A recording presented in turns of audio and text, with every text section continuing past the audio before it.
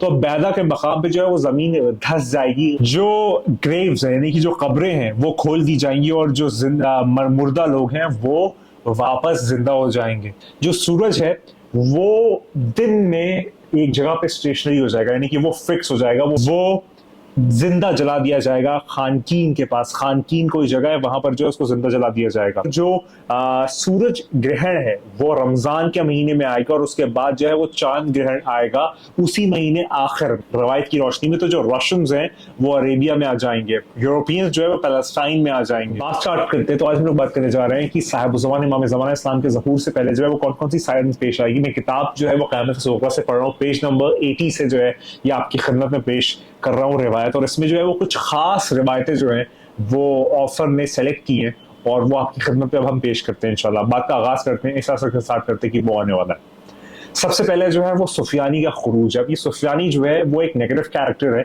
जिसका नाम उस्मान बिन अम्बसा होगा और वो जो है वो यहूदियों के साथ जो है वो खुरूज करके आएगा और ये एक नेगेटिव कैरेक्टर होगा। और सुफियानी का खुरूज जिस साल होगा, साहिब-उज़-ज़मान इमाम ज़माना इस्लाम का ज़हूर भी जो है उसी साल पेश आएगा। ये रवायतों में जुमला मिलता है। तो पहला है सुफियानी का खुरूज।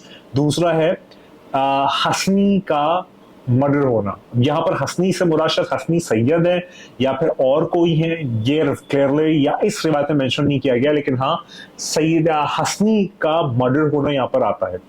उसके बाद बनु अब्बास के दरमियान जो है वो डिफरेंसेस आना वर्ल्डली गेन के लिए, यानी कि दुनियावी मकाम मनसब के लिए या फिर दुनियावी पावर पोजीशन के लिए जो है वो बनु अब्बास का जो कबीला है उनके लोगों में आपस में डिफरेंसेस आएंगे। ये एक साइन है मौला के ज़हूर की।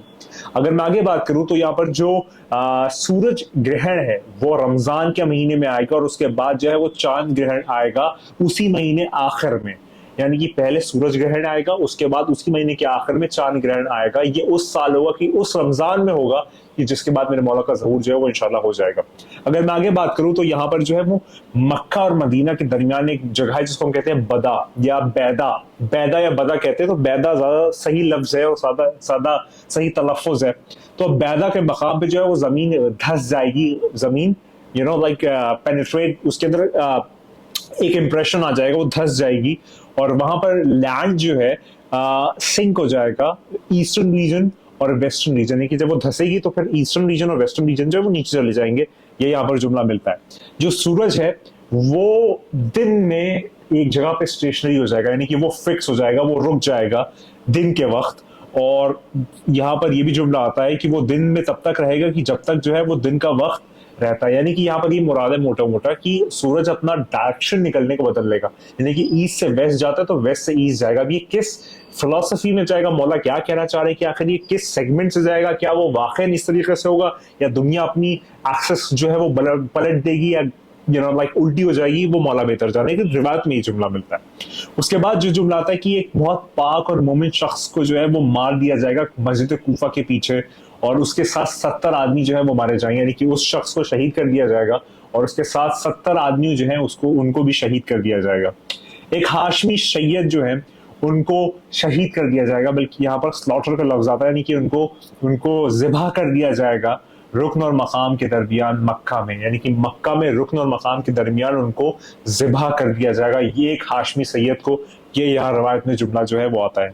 उसके बाद जो है मस्जिद कूफा की दीवार जो है वो गिर जाएगी, स्याह परचम यानी कि ब्लैक फ्लैग्स जो है वो खुरासान से चलेंगे। एक ऐसी चीज नमूदार होगी मिस्र में, यानी कि मिस्र में जो है वो एक चीज नमूदार होगी, यानी कि एक चीज वहां पर अपीयर होगी कि जो लोग लेना चाहेंगे वर्ल्डली गेन के लिए, कि दुनियावी मकाम और मनसब के एतबार से जो है वो उसको इख्तियार करना चाहेंगे, वो मिस्र की सरजमीन में जो है वो नजर आएगी। और उसके बाद यहाँ पर जुमला आता है कि एक शख्स जो यमन से आएगा वो एक खुरूज करेगा और फिर वो एक रेवोल्यूशन लाने की कोशिश करेगा, एक रेवोल्यूशन का वो हिस्सा बनेगा और उसको लीड करेगा। मगरिब में जो है वो वही वाली बात मिस्र वाली, मगरिब में जो है वो मिस्र में कुछ नजर आया कि जिसको लोग जो है वो गेन करना चाहेंगे, उसको लेना चाहेंगे। ये यहाँ पर जुमला मिलता है। रशियंस यानी कि जिसको कहीं कहीं रिवायतों में तुर्क भी कहा जाता है, तो रशियंस को तुर्क भी कहा जाता है रवायत की रोशनी में। तो जो रशियंस हैं वो अरेबिया में आ जाएंगे, यूरोपियंस जो है वो पैलेस्टाइन में आ जाएंगे। ये मैंने पिछली कल वाली वीडियो में भी इसका तस्करा किया था। ईस्टर्न रीजन में जो है वो आसमान में एक कॉमेट यानी कि एक टूटता हुआ सितारा नजर आएगा। और दुनिया में जो है एक अलग ही हंगामी हालात बन जाएंगे, वो तो है ही, है ना। और उसके बाद जो आता है कि एक तरीके से आप समझे कि आसमान सुर्ख, यानी कि रेडिश ह्यू आसमान में नजर आएगी, यानी कि सुर्खी नजर आएगी आसमान में। बहुत जाइगैंटिक, बहुत बड़े, बहुत ज्यादा तवील और तूलानी और बड़े आग जो है वो मिडल ईस्ट में लगेगी, और उसके बाद वो 3 से 7 दिन तक लगी रहेगी। यानी कि खो ना हो, कहीं कहीं ये समझ में आता है कि ये 3 से 7 दिन आग लगी रहेगी मिडल ईस्ट के रीजन में। तो हो ना हो, इससे ये लगता है कि ये न्यूक्लियर बॉम्ब या फिर नूक्स का एक्सप्लोजन होगा, कि जो 3 से 7 दिन आग लगी रहेगी पूरे मिडल ईस्ट में, और मिडल ईस्ट जो है वो जल रहा होगा। ये जुमला आता है। जो नॉन अरब अरब लोग हैं, यानी कि जो अजम है, अरब लोग और अजम, तो जो अरब है वो अरब की सरजमीन छोड़ छोड़ के भागेंगे। यानी कि जो अजम लोग अरेबिया में, यानी कि हिजाज मुक़द्दस या सऊदी अरेबिया में इस वक्त रह रहे हैं, तो वो ये सब जब होगा तो फिर वो अजम लोग जल्दी जल्दी अरेबिया छोड़ के मुख्तलिफ इलाकों की तरफ भागेंगे। जो ईरान में एम्परर होगा उसका जो रूल है वो सीज कर लिया जाएगा, खत्म हो जाएगा। तो जो शाह ऑफ ईरान था उससे पावर पोजीशन ले ली गई, तो फिर वो आप जानते हैं कहीं ना कहीं ये चीज रिलेटेड है। जो मिस्री लोग हैं वो अपने चीफ को, यानी कि अपने बादशाह को या अपने लीडर को जो है वो मार देंगे। उसके बाद 3 झंडे जो है वो सीरिया की सरजमीन पे इकट्ठा होंगे, और वहां पर फिर जो है वो एक हंगामी हालात के आगाज होगा और सीरिया बर्बाद हो जाएगा। आप देख सकते हैं सीरिया तो एक ऐसा शहर है कि इतना ज्यादा वहां तबाही और बर्बादी हुई कि जिसकी कोई हद नहीं है, कि जो आपकी सोच हो। और जो अरब के झंडे हैं वो अरब के झंडे और बनु कायस जो है वो मिस्र से आएंगे। बनु किंदा के जो झंडे हैं वो लहराए जाएंगे खुरासान में। एक बहुत बड़ी आर्मी जो है वो गुजरेगी हीरा से, और स्याह परचम जो है वो ईस्टर्न डायरेक्शन से इंटर करेंगे। पानी जो फुरात का है वो बह बह के जो है वो कूफा की गलियों तक पहुंच जाएगा। 60 लोग जो है वो अपने आप को झूठा नबी होने का दावा करेंगे, और 12 सैयद जो है वो अपने आप को माज़ल्ला इमाम कहेंगे। और एक बहुत ज्यादा इज्जत मर्तबे वाला जो शख्स है बनु अब्बास का, वो जिंदा जला दिया जाएगा खानकीन के पास। खानकीन कोई जगह है, वहां पर जो है उसको जिंदा जला दिया जाएगा। और एक ब्रिज जो है वो बनाया जाएगा बगदाद में, कि जो कर्ख की लोकेलिटी को उससे कनेक्ट करेगा। कर्ख जो है वो एक इलाका है और बगदाद उसके दरमियान में जो एक ब्रिज है। अब यहाँ ब्रिज से वाकई क्या कोई फिजिकल ब्रिज मुराद है या आया कुछ और कनेक्शन पाइपलाइन है, वो मौला बेहतर जाने। एक रेत का तूफान जो है वो बगदाद में आएगा सुबह के वक्त, कि जिसके बाद जो है वो लैंडस्लाइड, यानी कि जमीन अपनी जगह से खिसक जाएगी और वो मकाम एरिया धस जाएगा। मौत और बर्बादी जो है वो इराक के लोगों की बहुत होगी, इतनी होगी कि लोग हैरान कुन होंगे कि इतनी बर्बादी होगी। उसके बाद फैक्शंस जो है फाइट करेंगे ईरान में लड़ाई झगड़ा बहुत होगा, जो आप आज इस वक्त देख सकते हैं। रिलेट करें, मैं सिर्फ रवायत पढ़ रहा हूँ, कयास करना हमारे यहाँ मना है, तो फिर आप सिर्फ रवायत सुने। उसके बाद लोगों के चेहरे जो कम्युनिटी के हैं वो म्यूटिलेटेड होंगे।